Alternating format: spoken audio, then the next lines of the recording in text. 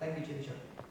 Thank you, and thank you for joining in the Kirtan, everyone. You know, I think we're going to do another Kirtan after the talk, and because this room is so big and it consumes your voices, you're going to have to sing even louder for the next one, okay? But hopefully after this talk, maybe you will feel even more inspired to sing. So today's topic is Guides and Gurus, the spiritual GPS system. Is anybody here specifically for that topic? I mean, I want to hear from you. Why did you come today? What drew you in? Don't be shy. And I'm very interactive, so everybody's going to end up saying something at some point today. We were invited by a friend who's been coming here, but I think it's just a bit weird. Throughout the last 3-4 weeks, we've been going to events that are very spiritual and about awakening as well, awakening of the third eye. Oh, wow, So okay. it's just quite a coincidence that we're here today. Okay. So all the events your friend invited to you were spiritual events? Which friend? Where's your friend? Good friends. Yeah. You must be good friends. Okay, so you took a leap of faith on your friend's suggestion. Yeah, I think so far, just starting off with a good thing. I think the frequency, should I say, is aligning. Okay, interesting. That's nice to hear. Wonderful. Well, I hope we make you feel like coming back. Anyone else want to share? What's brought them here today? I found the topic quite interesting. Okay. Caught my attention. Okay, the topic. Okay, good. Okay. Anyone else have any other reasons? Yeah, I like to come along to these always of wisdom talks. I like to meet up with everyone, and that's making people, meeting people. And I saw you've done an online one as well before. Yeah. With wisdom talk. I really enjoyed it. The mental health one? Yes. Okay. I saw you doing that before. What's your name? Lisa. Lisa, I will try and remember your name, and I want to know everybody's name. Sometimes, maybe for next time, people can have little stickers with their names on. It's a nice way to get to know each other, right? Sometimes going, what's your name? And if you've seen that person before, then they feel offended that you don't remember their name. So I think stickers are a good way, at least when you get to my age. I think they're really helpful.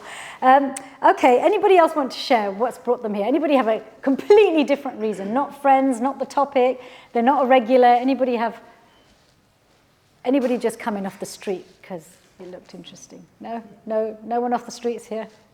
Okay, you're all here with a purpose and reason. So this topic, guides and gurus, a spiritual GPS system. It's people don't realize how important this topic is. In fact, they don't realize how important it is to a point where I think our modern culture has tried to some degree, dismiss the idea of having teachers in a way to make spirituality more accessible, and also maybe to protect us from being exploited, because we hear stories of people being, exploited by particular teachers or institutions and organizations, and it can make us a little bit more reserved about approaching religion or spirituality, thinking, okay, maybe this is something I can do on my own. And, if we're all spiritual, then we have a relationship with each other, and, we also have a relationship with divinity, and I have my own relationship with divinity. So why can't divinity just talk to me directly? Why does there have to be this middle person? What is the need for guides, gurus, teachers of spirituality if it's innate within us?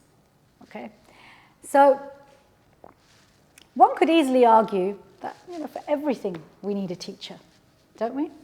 Every subject. But now, in my head, I have a devil's advocate always. Whenever I talk about anything, I'm like, yeah, but what's the other perspective? And the other perspective to that is, yes, every subject matter we have a teacher.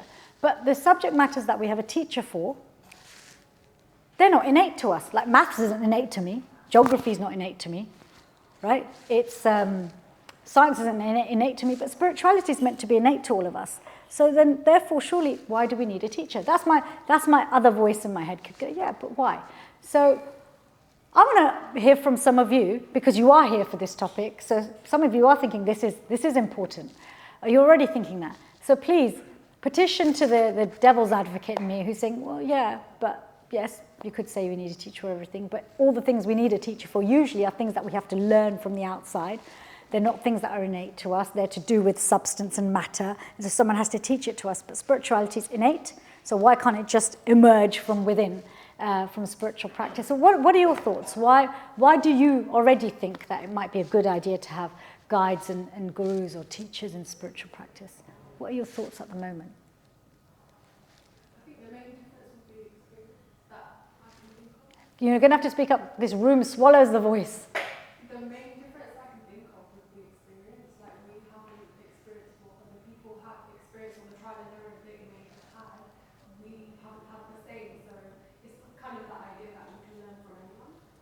Okay, so in some ways having a teacher gives us more than just our experience. So we get something more, there's something to add, right? So it's not that it's our experience is negated or not enough, it's just hearing somebody else's experience, and perhaps somebody who's further along the path adds to what we experience. Really nice, that's a good reflection, I hadn't thought about that way. Anyone else have any thoughts?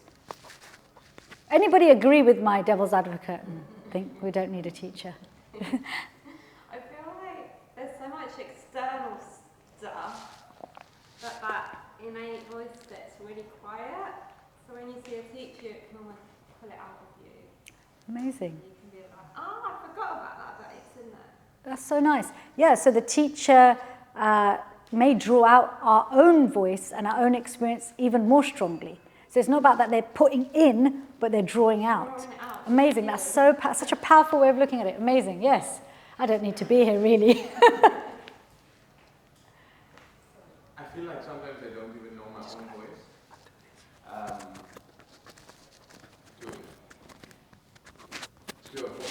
On the point of it being drowned out, but sometimes there's so much noise in my own head that I need to get out of my head and I need to have a sounding board by somebody who's going to be able to guide me on my own thoughts.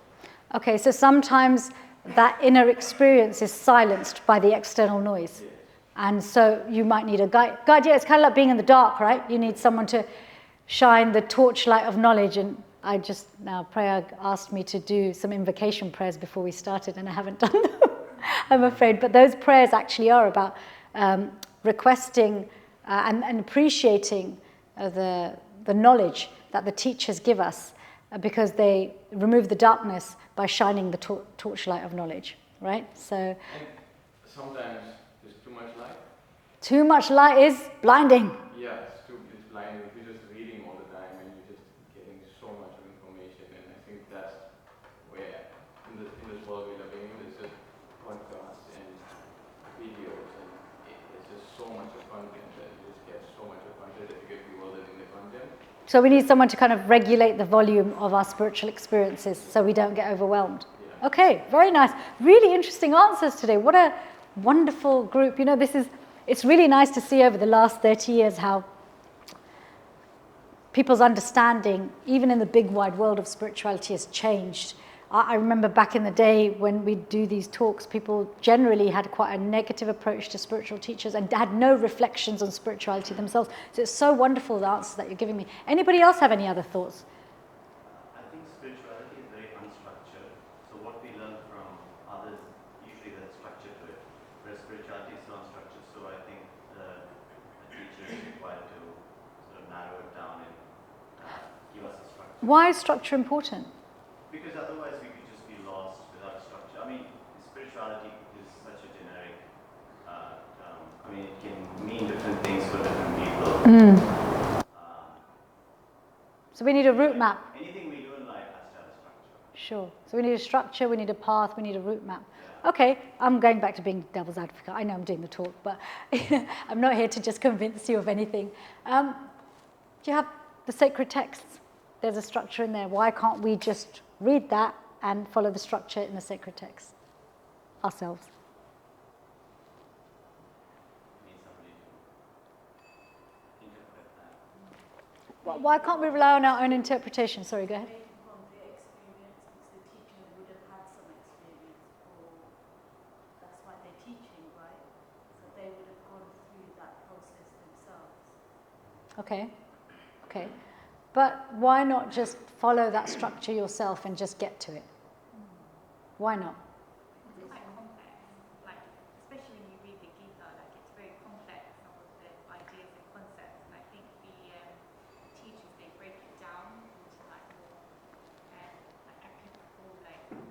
I'm going to be really mean to you if that's okay. Yeah. Just, this is role play though. Okay. I'm really smart, I can figure it out. Why do I need a teacher? Yeah, like just to like keep you on path and yeah, keep, just so that you interpret it in the right way. Okay, interpretation. I'm hearing this word interpretation often.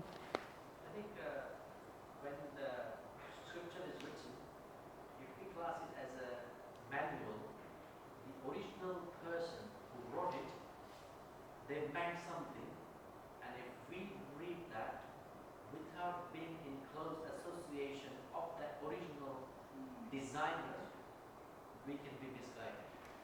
So if we Thank know you. somebody who can trust that they are close to that original person, then we can take the guidance. Wonderful, that's such a nice explanation. So there's our interpretation, but how much is our interpretation aligned with the original intention of the author? Right? We do this in English literature. Everybody here has had to do English literature, right? And a big part of English literature is, what do you think the author meant?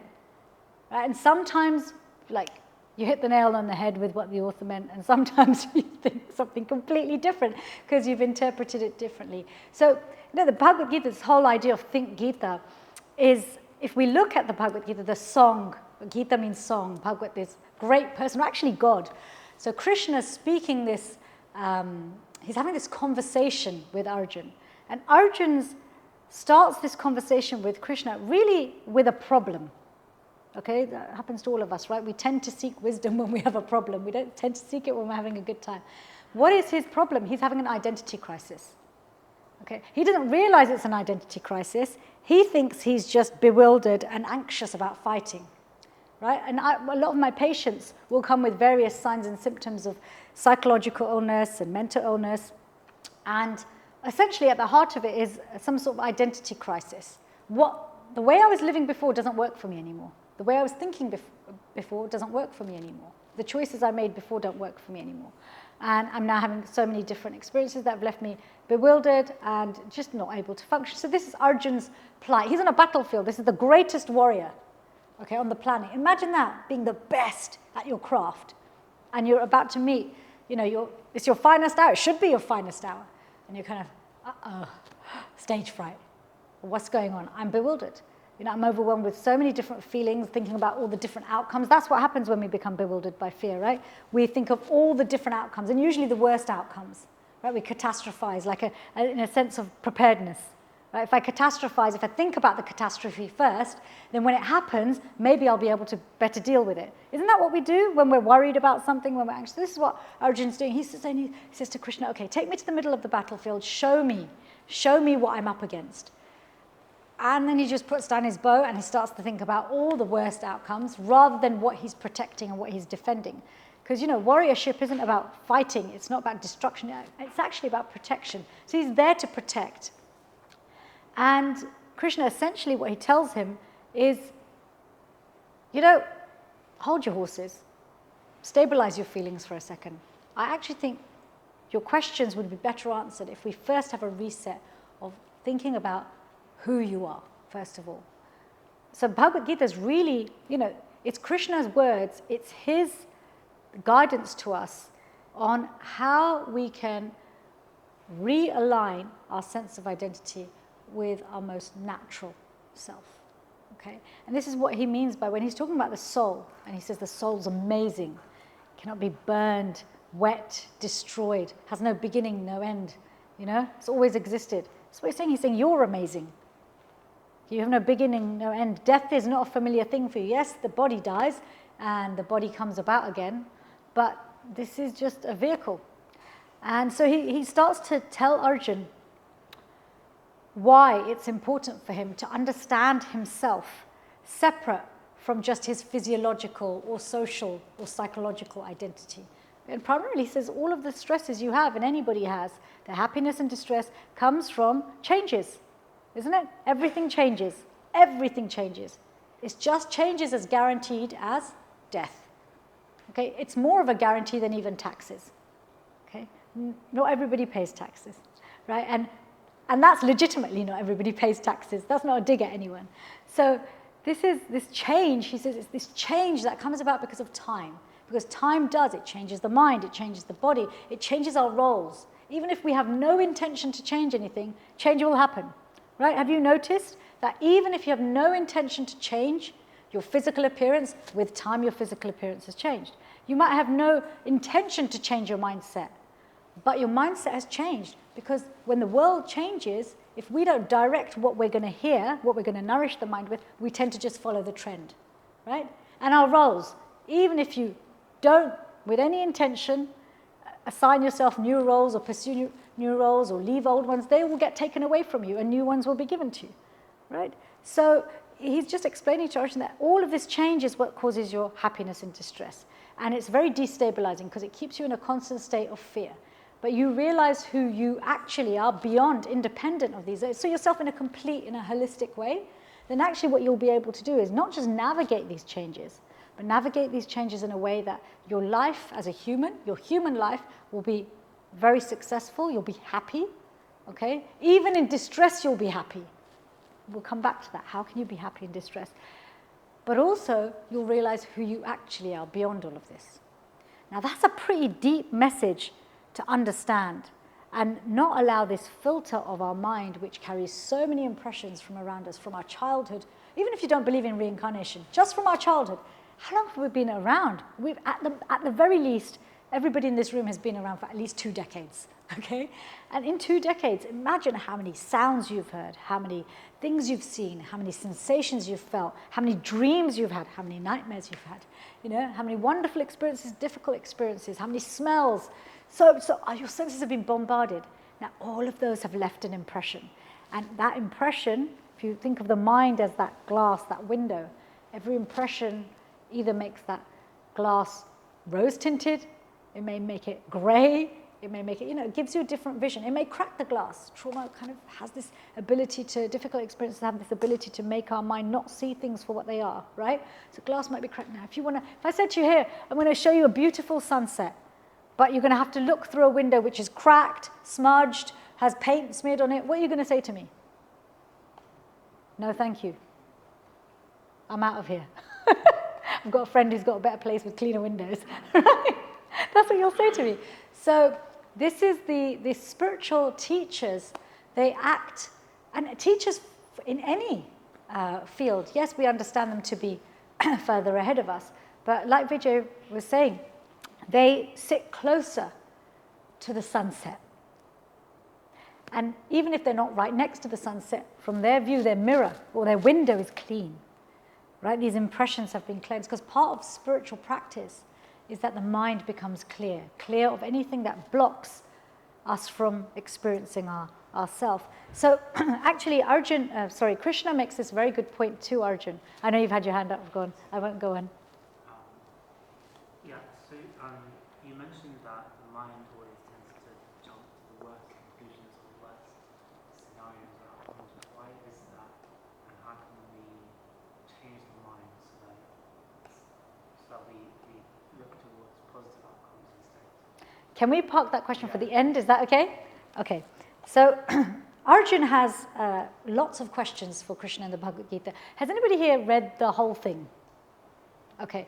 I'd like to encourage you to read the whole thing, even if not with all the explanations, but just the translations. The 700 verses take 3 hours to read. That's it. Read it like a conversation. They are back and forth, okay? Because Arjun challenges Krishna. You're not going to just take this at face value. You know, you're sitting there bewildered. Oh my God, I've got to fight millions of soldiers. Because hang on a minute, you're not this body. You know? And never was there a time that you did not exist. Oh, that's all really nice, but you know, I've got a war to fight, right? You're going to have other questions. So he challenges Krishna. He inquires. He hears. He receives. Then, you know, unpacks it more. He asks the kinds of questions we would ask if Krishna was to ask us, tell us certain things. And one of the really important questions that really relates to today's topic is Arjun asks Krishna, how do I progress? Okay, how do I move forward? If I want to develop this side of myself, and actually ultimately the permanent side of myself, whilst living in this world, okay, I'm not going to go in, you know, you've told me to fight, I've got to do my duty, so I've got to carry on living in this world, I've got to do all these millions of things, and being a warrior is stressful, right? Probably more stressful than anything any of us do. And he says, you know, well, how do I progress? And you know what Krishna says to him? He says, this is in chapter 4, verse 34. And we're going to really break this down, because this is one of the wonderful things that, you know, the sacred texts are very dense, they're very rich. Everything is packed into one word. Srila Prabhupada, who's written the explanations and purports to Bhagavad Gita as it is, he says actually because these are the words of divinity, the source itself, the source himself, everything can be found in just one word. However, we need all the other words until we have the clarity and affection and intimate connection where everything manifests with just one word. So let's just listen to one of Krishna's responses, and this is his pivotal response. Excuse me. He says to Arjun, just try to learn the truth. Just try to learn the truth by approaching a spiritual master. Inquire from them submissively and render service. The self-realized souls can impart knowledge unto you because they have seen the truth. Now, I'm going to break this down because there is a lot in here about this whole idea of guides and gurus. The first thing he says is try to learn the truth. So this is something for us as students, right? As a student, the motive has to be, I want to know the truth, not the temporary truth, not the relative truth, right? Because everything to do with the body, the psyche, social things, that's all relative. What, you know, today's medicine could be tomorrow's poison, isn't it? So he's saying try to learn the truth. In this context, he is actually talking about, because he refers to it before, the absolute truth, your absolute truth. Who are you in all circumstances, in all times, and in all places? Who's the actual you? So if we want to approach a spiritual teacher or guide, our motive needs to be, do I want to know the truth about who I am? Absolutely. Not, is this person going to give me good financial advice? Can this person do magic tricks? Can they float? You know, do they have a lot of disciples? Are they charismatic? You know, these are again, very human things. But can they actually, do I actually want help with this? Do I want assistance with this? And you know, as even long-term seekers of spiritual knowledge, we have to reevaluate what we're going to our teachers for. Because sometimes we can get so familiar with a particular practice or tradition or school of thought that we can almost stop reevaluating, hang on, why am I doing this? Is it just because it's comfortable? Is it because I have friends here? Is it because I love the cooking or love the music? No, do I still want to? No, is my motive? Because what we invest is what we get back, right? The best answers come from the best questions, don't they? So just try to learn this. So motive is very, very important. You know, people often forget this. Like, okay, they may think, okay, well, I'm coming to talk about guides and gurus. This lady's going to help me to find the perfect person. Yes, but first we have to have the perfect question. What's your motive, right? So just try to, so Krishna, first of all, establishes for Arjun, first, your motive. Just try to learn the truth. You want to learn the truth? Good. So then you approach a spiritual master. Actually uses, Prabhupada also uses this word bona fide. So bona fide is what? What does that mean? Authentic. Yes, authentic means real. A real spiritual teacher. So what does that mean? Their reality matches your reality. You want to know the absolute truth, so they're teaching the absolute truth. Not that you want to know the absolute truth, but they only teach you the temporary truth. Okay? Or they focus on fixing just your material problems and your human problems. And it's very easy to get distracted by that. There's plenty of spiritual teachers who really actually, in some sort of unusual way, they know people are spiritual seekers, but they know that actually they can offer them something material much more quickly. And then they gain their followership through that. It's almost a test for us as well. So approach a spiritual master who's also teaching the absolute truth, okay? Inquire. So approach them. Start a relationship, right? Approaching someone means start. So the onus is on us. First of all, why do I want to do it? And secondly, let me approach someone, okay? Or some people, right? We're all here together in a community to learn together, right? So approach a spiritual teacher. This is our beginning of starting a relationship. Then he goes into how do we build a relationship with this person, okay? We build by inquiring submissively. Now, before we talk about inquiry, I want to hit this word submissive first. When you hear the word submissive, how do you feel? How do you feel when you hear the word submissive? Naughty. Okay. Okay, that was not an answer I was expecting. Anyone else have any thoughts on how they feel when they hear the word submissive? Anybody feel a bit worried? I don't want to submit to anybody. Yeah, a little bit resistant. Really bit, what, tell me about that. Why does submission? It's hard to surrender. Like, it's hard to completely give everything over. Mm. There's a resistance to it because it goes against other things that I'm taught, other belief systems that I have, you know, that I hold on to, sort of my frame of reference, like stuff that I have, this is me, this is what makes me. It's difficult. I find it difficult. The thought of fully surrendering. Yeah. It takes time. But that's an important reflection, because what you're saying is in line with what Krishna says. He's not saying inquire submissively as in you just accept everything. Think inquire, that's why he pairs the words. Inquire submissively. Ask questions, but with an open mind, right? Willing to receive. Because you can ask a question in a challenging way as well. Well, how do you know that? You know, you're already saying, I don't want to hear your answer. I don't care if it's right. I don't want to know.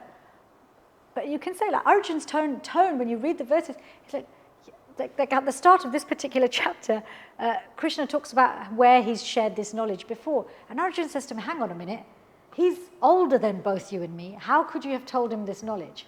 But he says it in a respectful manner. I'm inquiring, I'm confused. How is it that you're able to teach something to someone who's much older than us, like by thousands of years? I mean, Krishna's response to him is, both you and I have appeared many times, but I remember everything you don't, right?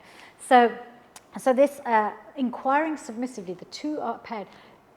Ask questions, but with an open mind, ready to receive. Right? A full bowl, you can't add anything to it, right? So from Bruce Lee, you can't fill a full-up bowl. Yes. Sometimes the word submissive can lead you to think about exploitation or abuse in that relationship. Yeah, and you know what's interesting? We think that our fear of being exploited because we're submitting is because of our mistrust in another person. But it often also stems from our mistrust of ourselves.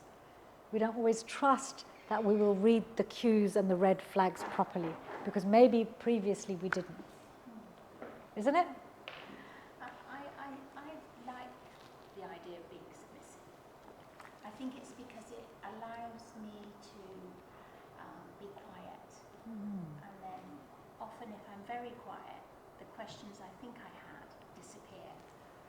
And then, Beautiful. or even answered quietly. So I think being submissive is like, it lets you off the hook. It allows you to be quiet. Very nice reflection. That allows you to be quiet. There's an attraction to being submissive. And just because I am, always contentious about everything, just on the other side, some people are overly submissive. You said it allows you to, what was the phrase you used? Something about responsibility? Yes, almost to hand over. Hand over, right. Some people get too dependent on that. That's why, again, Krishna says, inquire submissively. So there's still some onus on us. Not that just submit. And with this mood that, okay, now you deal with all my problems, you make all my decisions, and then when it doesn't go right, I can just get angry at you because you made all the decisions for me. Right? So that's why he says, inquire submissively. So this is part of building the relationship. Ask questions with an open mind. Render service. Service. Another one that can, make some people feel uncomfortable. What are your thoughts on service? Why would you have to serve a teacher? And what does it mean when someone's teaching you to serve them? Respectful. Respectful. It's respectful? Okay. So let's take a step back. And how can service be an expression of respect? And what do we understand by the word service? So, Sort of seeing yourself in the other person. can you say more about that, please? Well, if you have a teacher Mm-hmm. and there's some service required, it's like treating them as you would like to be treated. Okay, nice. So kind of being a support. Wonderful. Lisa? What was I going to say? I get like a form of gratitude there as well. It's like an exchange of energy, like you're giving to me and I'm giving to you. It brings a equalness. We've got such a nice, open, trusting group. Sometimes when people hear the word service, they're like, I ain't no one's slave. You know, like, why do I have to do service? Why do we have to do stuff for the teacher? Vijay? Service is almost like synonymous of love. Yes. You know, because you love someone. In Hollywood, they teach differently. In practice, service is love. Yes, it's an expression of very nice. Yes, in Hollywood, they do teach you differently. If you love someone, they should do everything for you, right? Sometimes also look each other's eyes for longer. Yes, holding the gaze. I mean, it could be a creep, who knows? Young lady at the back. I think if you're learning from someone actively, then you probably will apply values or learning that you've had to what you're actively doing. So you're practicing what you're learning in a way. Amazing, and that's a service. Following this, absolutely. So following what they're instructing you serves them, because what are they offering? Their offering to the world is, I'll teach you. Okay, and it serves their offering for you to follow their instructions, doesn't it? And just this point of, actually, we even see it at school. Who here used to help their teachers with sharpening the pencils, putting away the books, putting away the chairs, things like that? We do it spontaneously. When we receive, we spontaneously feel like giving. It's just natural.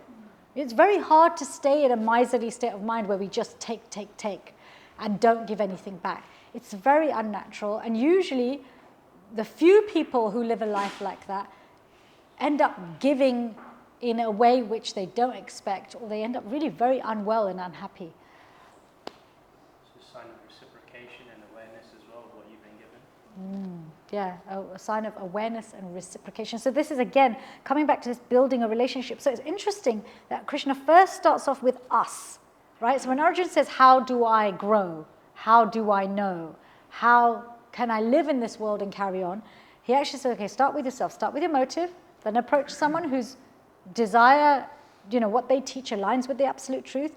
Then it's on you then to establish the relationship and also develop that relationship through inquiry and through reciprocation. And then he goes into the qualifications of what makes someone a guide or a guru or fit to teach spiritual knowledge. So before I go into what Krishna says, in your minds, what is an ideal teacher? An ideal teacher of anything, any subject matter. What do you look for to go, you know what, I really trust this person and I'm going to hear from them and accept what they say? Their own example. Okay. So they walk their talk. And they're qualified as well. So they've got qualification and they walk their talk. Okay. With spiritual matters, how do you know someone's qualified? Is it how many books they've read? Is it, what is it? How do you know? This is to anyone. Depends on their accreditation.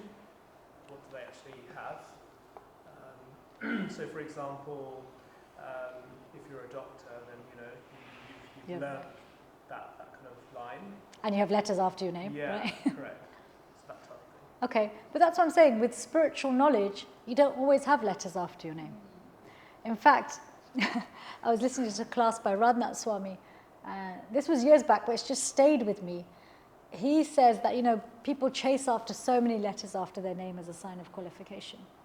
And when people connect formally with a teacher in the Bhakti tradition, you get a name which is connected to divinity, to Krishna, and then das or dasi, so the masculine or feminine of servant of, right? Because what you're saying is, okay, I dedicate my life to serving Krishna, serving divinity. And he says that das or dasi is the highest qualification in all three worlds, because actually it's such a privilege to be at the service of those who are servants of the servants of the servants, because it's a love chain. It's a chain of love. Vijay said, how close is the person to the source? But then we're all connected, we all become close, right? If we all sat in a line together, very close to each other, we're connected, isn't it? Even the person right at the end is connected to the person right at the other end. So, this point is really powerful. Go on. Standing that they're in as well, if they're in good standing. If they're in good standing. What does that mean? So the people that they attract, because they'll attract some sort of attention being a teacher, based on those types of people, and their opinion of their teacher. Amazing. So look at their students. Yeah. So it's not just do they walk their talk, can they transform their students' hearts? Are their students developing? Right? If you look at our universities, they're generally established because you know the people that are coming out of there have been successful not just in completing their qualification, but they've been able to do something with it. You've got to be able to do something with your lesson. If you can't do something with your lesson or with your qualification, then what is it? Right? What's its value? Okay, what else? How do you know a person is trustworthy? Congruence about them, like a realness, authentic way, and like a non-judgment, like a loving. Okay, so their demeanor counts a lot, doesn't it? Can we get blindsided by people's demeanor? I mean, there's plenty of people who are very charming, right?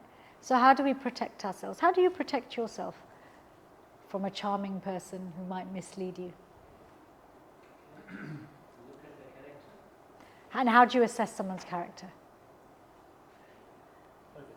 Over time. Yeah. I look at it, really. I look at myself more with someone, so work on myself each time and see what I'm feeling about someone and how it's sitting with me and what's coming up. Okay, so sometimes we might be wrong, sometimes we might be right. So sit with your feelings, sit with your intuition, do the work inside and do the work outside. Spend time with them.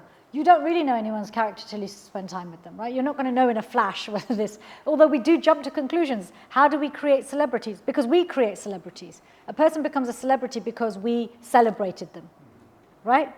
I mean, celebrity is a separate career to someone's talent. People can be extremely talented and not have celebrity, right? So yes, so this whole idea of spending more time. So we're coming to these conclusions. So Krishna, he gives 3 very clear things. Just in this verse, he gives very clear things to help us to identify, okay? So we've already had one, which is we should be seeking the absolute truth, and that's what they should be seeking. But they're self-realized. This is the first thing he says. These self-realized souls, so they have realized their absolute self. Okay, they know who they are. Okay, to varying degrees. Remember, it's a spectrum. Everything we're talking about here is a spectrum of growth. There's transition. Okay, so they are self-realized. They know who they are. They can impart knowledge unto you. Now, it's interesting. The English translation is impart, right? Or how it's been translated. But the Sanskrit word that Krishna uses is upadekshanti. And upadekshanti is, for want of a better word, this is where sometimes with linguistics you kind of have to unpack things. Upadekshanti is initiate into, right? So it's almost like there's a revelation, a drawing out, like you were saying. They help to draw out what's within, okay? Yes, there may be an element of intellectual education, knowledge, okay, instruction in terms of how to live, what to do. But ultimately, what they're doing is they're bringing out what's already there and to the surface, okay? And then last but not least, they have, because they've seen the truth. Okay, they've seen it. And what is this truth that they've seen? They've seen the truth of the self, the divine self. They've seen the truth of divinity. They've seen Krishna, or whatever name you may want to call him by.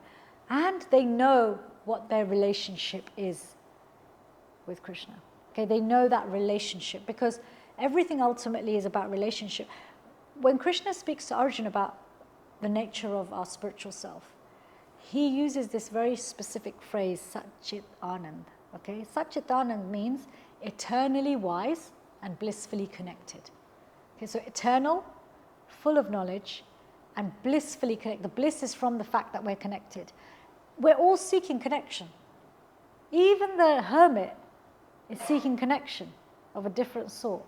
Okay, there's always connection. Even people who fight, they're seeking connection, right? There's a connection, but just with a different motive. There's still connection. There's a relationship there.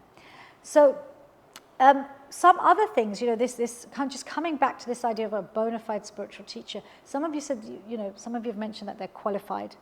For them to be qualified, what does it mean? They've also learned from someone else. Isn't that true? Right? Sometimes you get teachers who say they're self-realized and nobody taught them. What do you think of that? Does that sound appealing? That somebody can just have all this knowledge and self-realization just descend out of the sky? Does that sound appealing? Yes. It does sound. Why does it sound appealing? I think you do meet people who are wise, and they're not a teacher necessarily. They don't have that sort of label of being a teacher. It can be a grandparent, for example. So, yes, the elderly.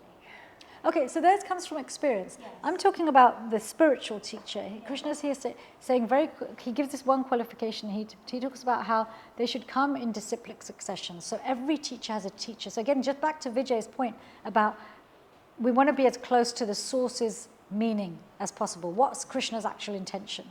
And so Krishna's told someone, he's spoken this Bhagavad Gita to Arjun. Right? And then Arjun would have told somebody else and told somebody else. So each teacher's got a teacher's got a teacher's got a student, got a student. So every teacher is also a student always. So Krishna is highlighting that this is really important, that you can trace back to source. The reason being is, whilst it's entirely possible, if Krishna wants to, he can wake someone up just like that. That's entirely possible. But there's a danger to that. And what's the danger? Possibly ego. What else? What else is the danger? What's the danger? Danger In accepting a teacher who's got no way of telling you how they learn what they learn. Well, it's like a blind man touching an elephant thinks that the elephant has a leg. It doesn't touch the ear. So people will describe the facts, partial facts. Okay. So they may not be able to reference. Okay, what else? If they're playing with their own mind, so they don't have a source where you can come to check whether the topic that they're trying to understand is Yes. one way or another. So They're basing on what they realized from before, but maybe something is there that they don't know of, so they don't have a way of checking. amazing. That's really powerful. So they have no reference point to check with, and neither do we.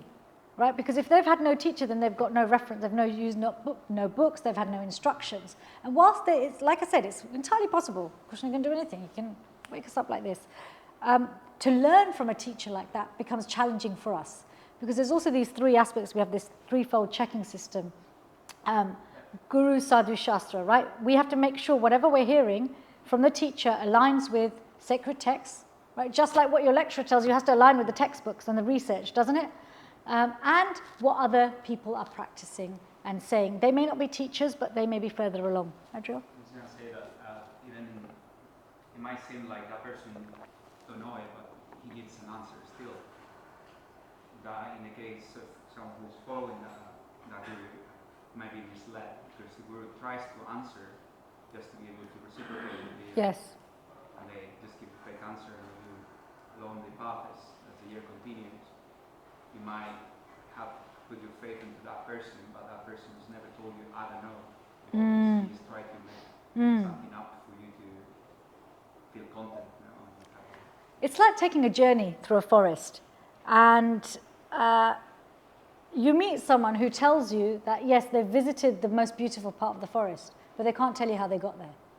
Right? So if you ask them for directions, how do I get there? They're not going to be able to tell you. Right? You know, teachers also, we undervalue what teachers do for us. They give us a more sophisticated understanding of knowledge that is more than factual.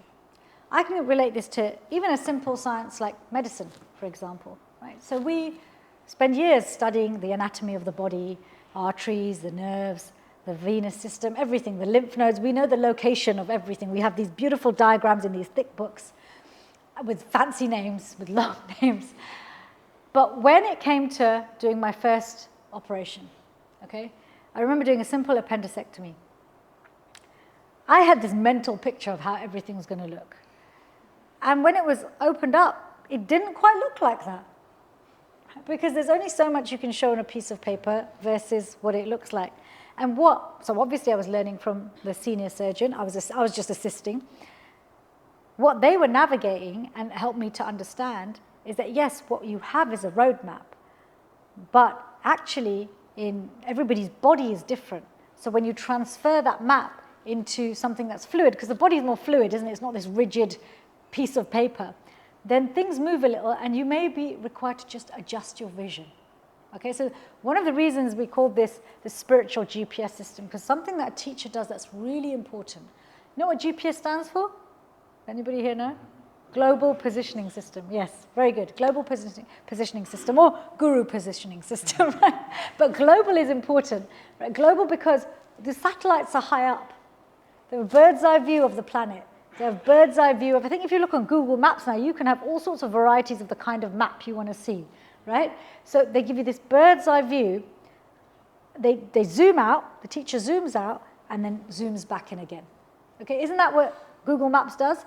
If you get lost, Google Maps reroutes you. That's actually probably a more useful feature than just getting you to your destination, because a map can do that, right? Because with a map, especially if you know how to read maps, you know where you start, you know where you want to get to, and you map out your thing. But if you go off route, it's another whole task, rerouting, isn't it?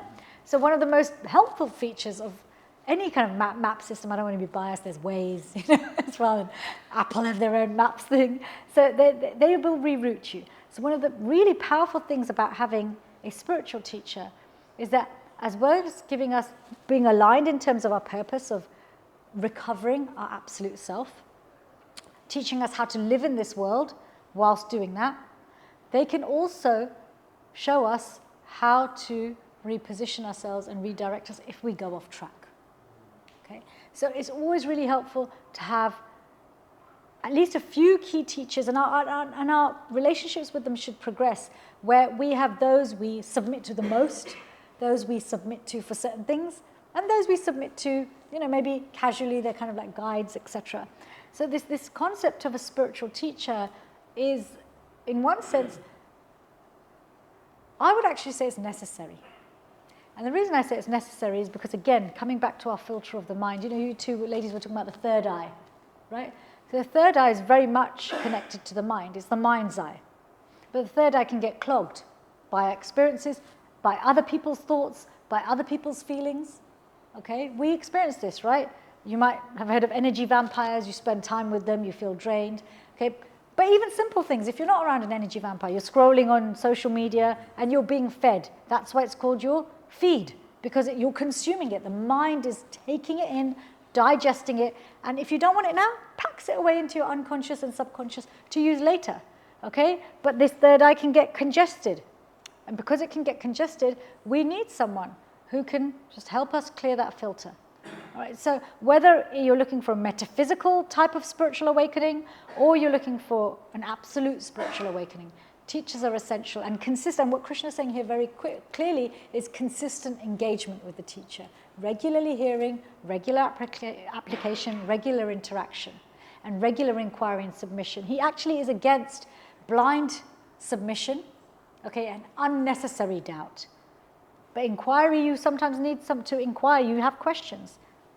Isn't it? So this topic of the importance of spiritual guides and gurus is actually they're there to stop us from being misled. Another way of telling if your guru is bona fide or is appropriate is that they're not just, there's some signs of progress which are not going to be visible to us. If we don't know what the absolute truth looks like, we're not going to recognize it in someone else, right? There's very few people on this planet who have used the electron microscopes in CERN and seen things at such a microscopic level that they've gone beyond the atom, beyond the electron, beyond the proton, they've gone into muons and nuons, etc. These are this is particle physics. Very few people. Now, when someone teaches us, it may be a long time before we get the opportunity to see atomic matter at that level. But that doesn't mean we stop engaging with that teacher. There's got to always be some faith. And, religion, this question of religion and spirituality, sometimes people feel like, okay, I'm going to be spiritual, but I don't want to be religious. Religion's a vehicle for spirituality. That's its intention, is it's a vehicle for spirituality. So vehicles have to be well looked after, right? Vehicles also have to follow a route map.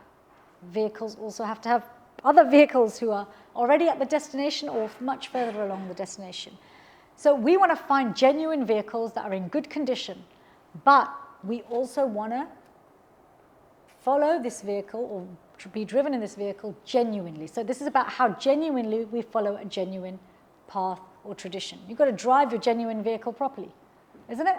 So there shouldn't really be a disparity between religion and spirituality. Actually, at its best, the two are actually the same thing. They're actually synergistic, they're the same thing. Because even like, I mean, there's a lot of research in the field of mental health and spirituality. And one of the things that they found is actually just being spiritual versus being part of a systematic spiritual path, can leave you more vulnerable to mental health conditions, whereas being part of a systematic spiritual path is protective. You know why? Because when you're not part of a systematic path and you kind of go it alone, you have all these existential questions and there's no one to answer them. And existential questions get people down. Sometimes my patients, and I'm seeing more and more young people these days, and I'm really pleased about it in one sense because they have these questions about why am I here, who am I, etc. But because of the conversation and dialogue that's going on outside, a lot of them come to see me because they think that these are suicidal thoughts. And when we dig deep, I'm like, you don't have suicidal thoughts. You don't want to die. You're just at a loss because no one's answering the questions. And so, my recommendations to them is if they've already got a spiritual path or a tradition they already trust even a little bit, go inquire there. Or if they don't trust any faith or spirituality and they want to start at base level, do some existential psychotherapy, at least so they can get clarity in their questions. Because until they get to the point where they want to learn the absolute truth, what Krishna is telling Arjun, just try to learn the truth, till you get to that point, you're not going to attract a teacher who teaches that. Does that make sense? Even when we go shopping, have you noticed when you really intensely want to buy something, it manifests? And if you're not interested in it, it could have been in the shop right next door to your house and you didn't notice it was there. Okay, so our intention and our desire, and this is Krishna reciprocating with us. We often hear the universe responds. This is because Krishna is personal, right? Every single one of our desires is being constantly monitored and reciprocated with. So spirituality is really deep, it's really powerful, and it is beyond what we have now. It allows us to tap in to resources that we have, that we eternally have, we universally have, that we don't have to compete for, that we don't have less of because somebody else has it, okay? It's so powerful, and it means that your limits, in terms of your physiological limits and psychological limits, don't have to hamper your spiritual evolution. Any comments or questions? Because I'm just conscious of time. Vijay? This was what I asked you, like, you talked about the spiritual teacher Yes. and individuals surrendering. So, while the person is not ready to, not verify, but they haven't experienced what the teacher is teaching, Yes. to what element the person can accept the, Sure. That's a very good question.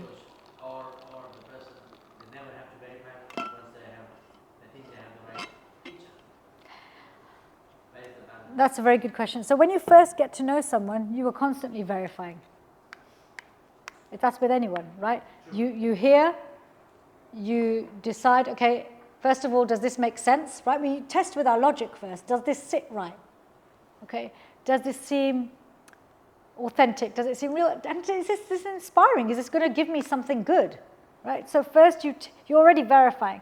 Then the next stage of submission is, do I want to apply this? Because there's different degrees of submission. We're talking about, like, there's complete submission, like, okay, I'm going to do everything you say. But there's a journey to that. Okay? So there's the first inquiring, digesting, mulling it over, is this logical? Then, okay, I'm going to apply it. Now, as you apply and you see results manifest, then it becomes easier to submit. Right? And the verification's happening as you're practicing. Oh yeah, they said do this, it worked. We do this with do this with everybody. We do this with everything. We do this, right? If you tell me your dish of the month is really delicious, okay? Now I trust you because I know you serve good food here, and I try it, and every time, the last 5 times you've told me your dish of the month is really special, then the 6th time you tell me, I'm going to just accept, I'm not even going to think about it, isn't it? So it's this verification is constant, but once you actually accept a teacher, as in that's it, I'm going to dedicate, I'm going to fully submit, then the verification starts becoming offensive because you shouldn't be testing anymore. It's kind of like saying, we're getting married, but after we get married, I'm going to test you every day to see if you're a good wife or husband. That's not the time to do it. I thought you loved me. That's why we got married, not because, you're going to give me another 50 years of testing, right? Do you see what I mean? So this is, but it's a very good question. My teacher, Bhakti Swami, he physically left this world 19 years ago. And for me, I met him when I was a university student. And I remember he was the first person I called when I got my medical degree. Literally, I got my results, and he was the first person I called. And when I called him, I said to him, Guru Maharaj, guess what? I'm a doctor now, like this. Because for me, I felt like he's going to be the person who's going to be able to, and I'm going to accept it, how he puts this into the context of finding my service in this world. That's going to actually help me to realize my true self. And you know what he said to me? First, he, of course, congratulated me. He said, congratulations. And then he said, now remember, always remember that you're a doctor of the body, mind, and the soul. And you have no idea to what, and he gave me this instruction in 1999. Okay, so that's 25 years ago. For me, in that moment, it was like, when your compass is reset, like you just know what the North Star is. It's one of those kinds of instructions where it's so specific but so holistic that it left enough room for me to make intelligent decisions for myself, but also gave it an overarching purpose that meant that those decisions, as long as they aligned with this ethos, would mean spiritual success and spiritual growth whilst living in this world. So it's, and of course his teachings after that were also very, very consistent. So it's really this guru-disciple relationship is very dynamic. I mean, it's dynamic, it's also exciting. I just, from my personal experience, the reason I say it's exciting is because we get excited when a teacher explains something to us and we get it, right? I'm like, oh, I got it, oh my God, that's so cool. Right? Now imagine that on a spiritual level, beyond the mind, beyond the logic. Something that you would think, might not have the intelligence to understand, because your intelligence doesn't matter when it comes to spiritual knowledge.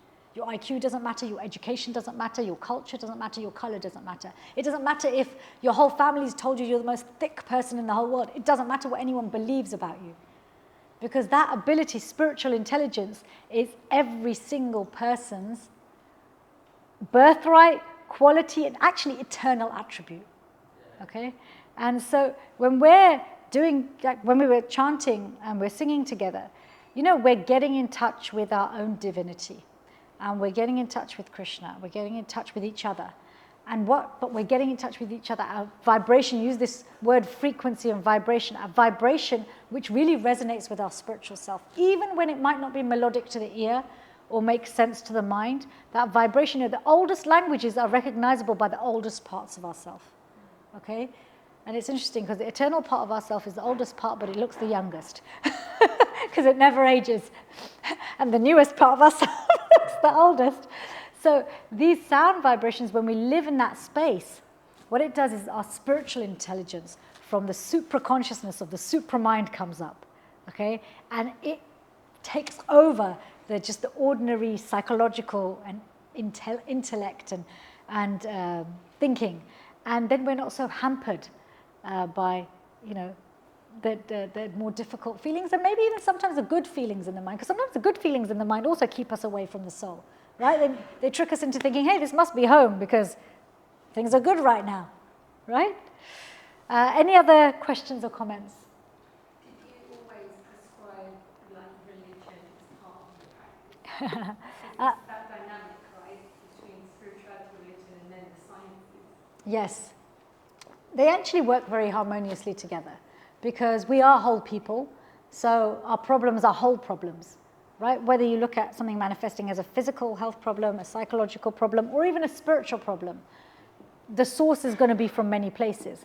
So understanding a patient from all perspectives, or at least giving them the invitation to bring all perspectives of themselves into the room, is probably the first service. The prescribing bit is, it's a collaborative thing, right? If somebody has no interest in that, it's not imposed.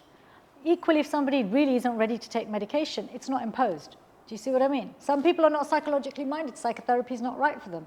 So that's also not imposed. You can't force someone. I mean, the only people, who can be, and I'm not talking about spirituality here, sometimes we may treat someone against their wishes when they have very, very severe mental health problems, when they lose capacity to make decisions about themselves. But that doesn't apply to the majority of people.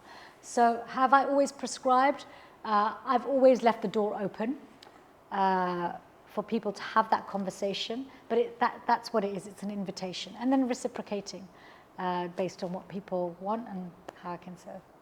Yeah, I've had patients. I had one patient phone me up, and he said, I really want to see you, but I'm not interested in the God thing or the spirituality thing. Is that going to be a problem for you? And I said, no, that's absolutely no problem. I can just be your psychiatrist. That's absolutely fine. And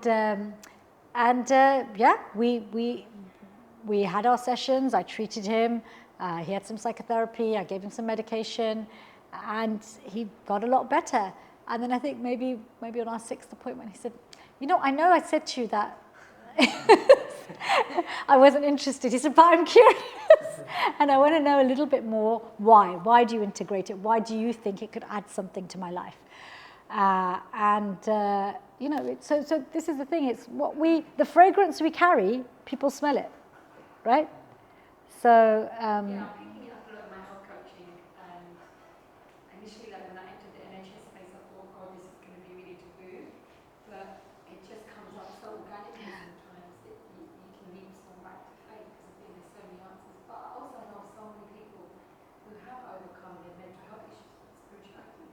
Yes, but we have to be careful, because spirituality is usually supportive.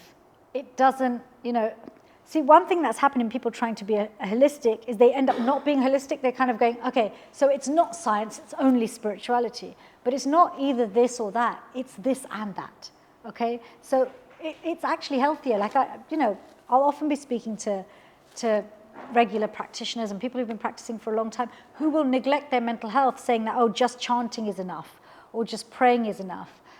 But then their own psychological difficulties or their mental illness is stopping them from doing that in a deep way, or connecting with the community, or eating properly, or sleeping properly.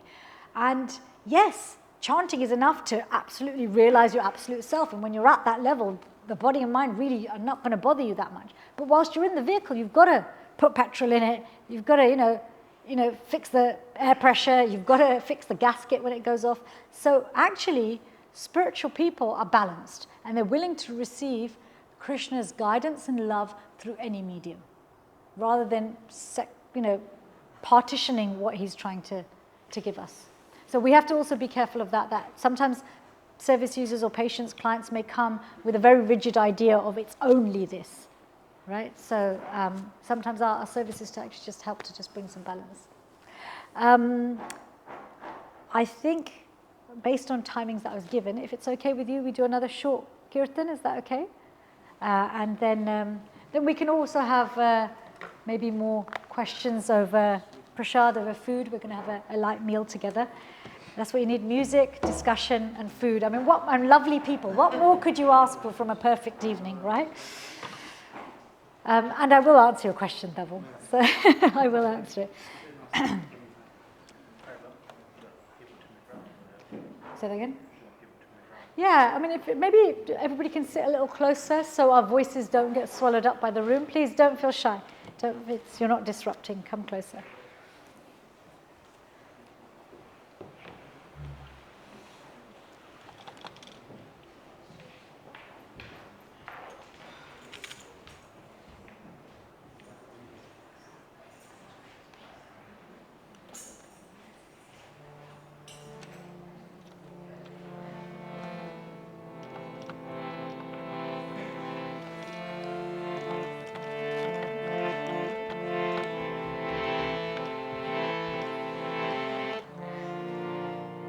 Now you guys, you have to be louder than me, okay? I know I've got a mic, but you've got to be louder than me. And it doesn't matter if you don't have a powerful voice, because when you sing with your heart, your voice comes from a different place.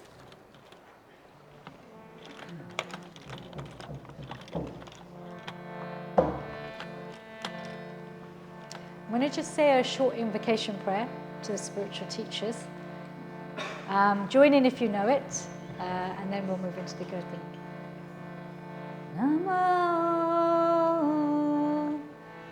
Vishnu Padaya. Is that too high for you? Krishna Prasthaya Bhutale Srimati Bhakti Vedanta Swami Niti Namine Namo Vishnu Padaya Krishna Prasthaya Bhutale Srimati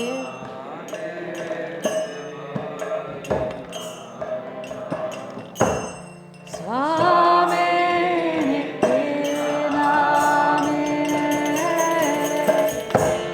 Namaste Saraswati Deve Gauravani Pracharine Nirvishesha Sunyavadi Paschatyarishatarire Namaste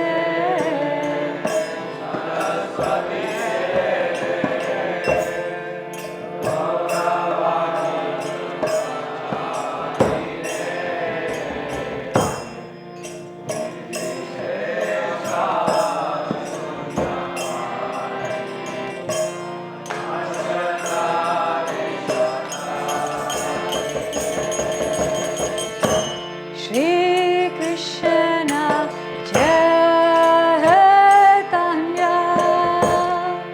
Prabhu Nityananda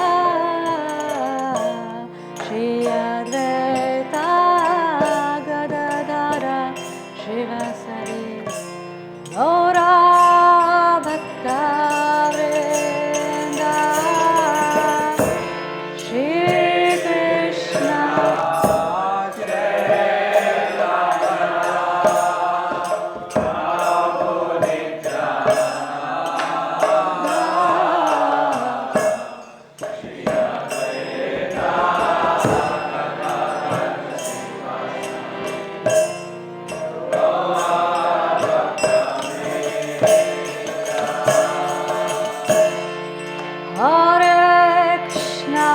Hare Krishna, Krishna Krishna, Hare Hare,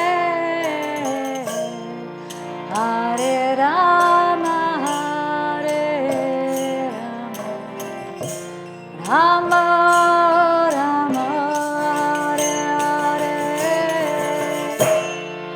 Hare Krishna, Hare Krishna,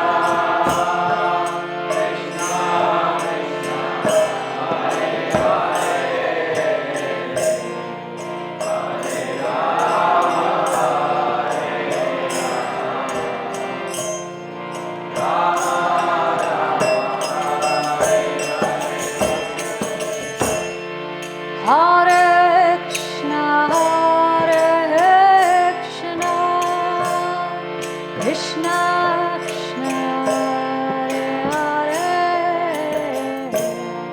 Hare Rama, Hare Rama, Rama Rama, Hare Krishna.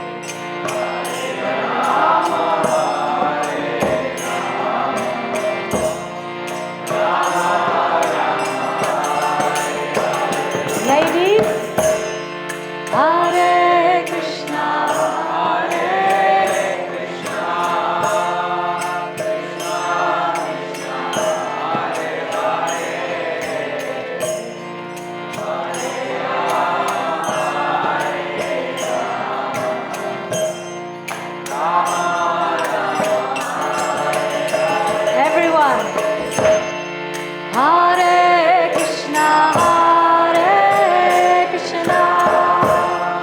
Krishna Krishna, Hare Hare.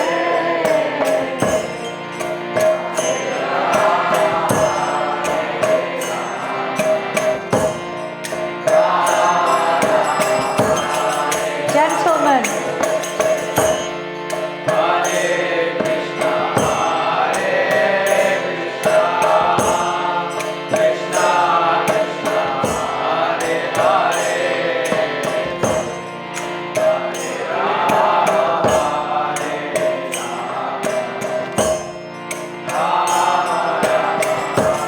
All together. Hare Krishna,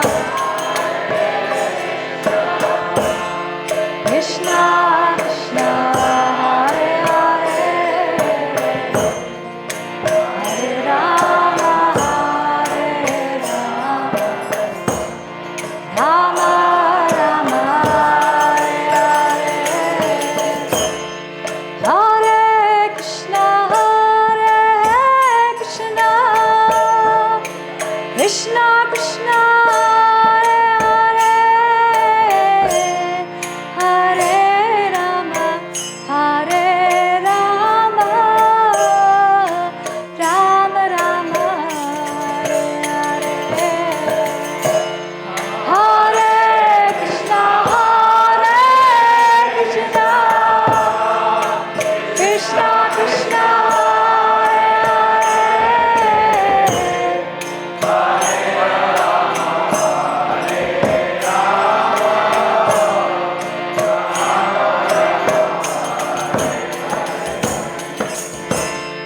Hare Krishna, Krishna Krishna, Hare Hare, Hare Rama, Hare Rama, Rama Rama, Hare Hare.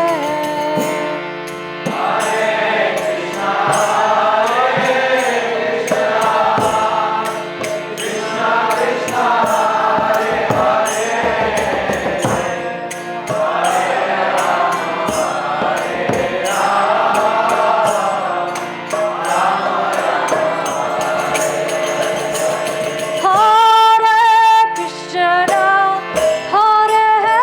Krishna, Krishna Krishna, Hare Hare,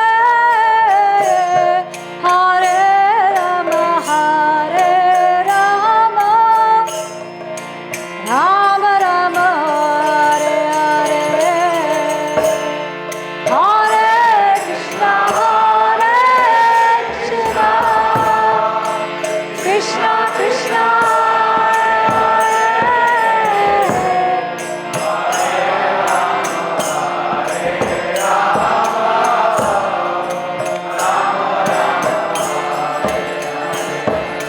Hare Krishna, Krishna Krishna, Hare Hare, Hare Rama, Hare Rama, Rama Rama, Hare Hare, Hare Krishna,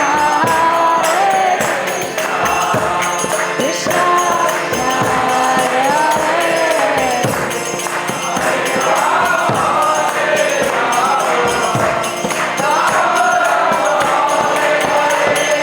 Hare Krishna,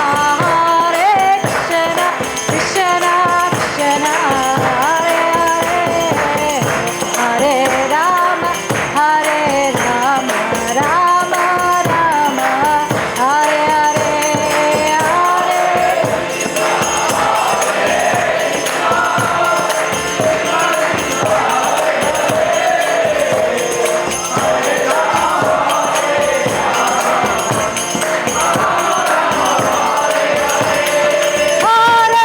Hare Krishna, Krishna Krishna, Hare